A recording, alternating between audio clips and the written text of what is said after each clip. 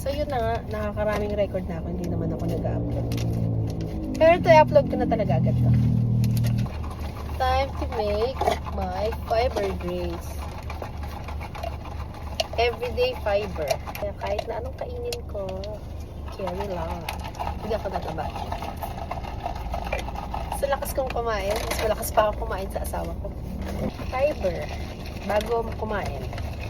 Tapos, kung gusto ko mag-fasting, i-drink lang ako nung minumate.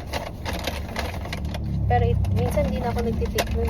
Basta hindi ako nawawala nito. Sa dalas kong kumain, ganun din ako kadalas uminom. Dapat pagka-shake mo, tunggain mo na kaagad. Para hindi lumapot. Dito na naman tayo sa ating paborito, KFC. Laging kulang-kulang ang order. Hot shots, wala pa rin ano. Pan shots lang lagi. Nag-improve sila guys ha. Kasi may zinger na sila. At may fries na rin. Nagkamali na ng may guide. Order ko kasi bakit.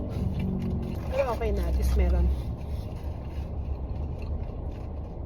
Dati kasi lahat ng order na namin wala. Nakakainit ng ulo. Favorite ko talaga yung fries ng KFC. Wala lang.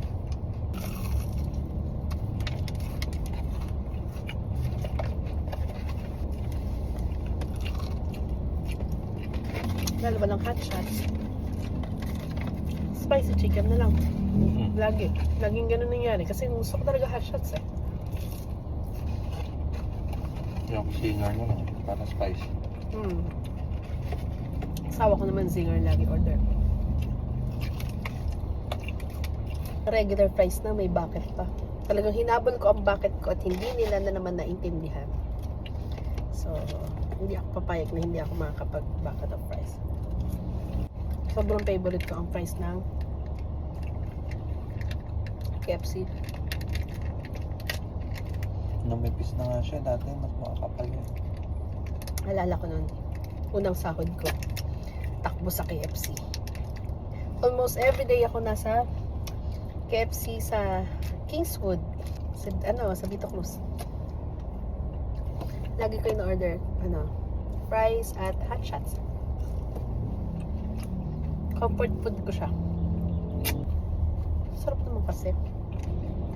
Parang hot shots na yan, sobra. Ang tagal ko nang di nakakatikim na. Lagi hindi available.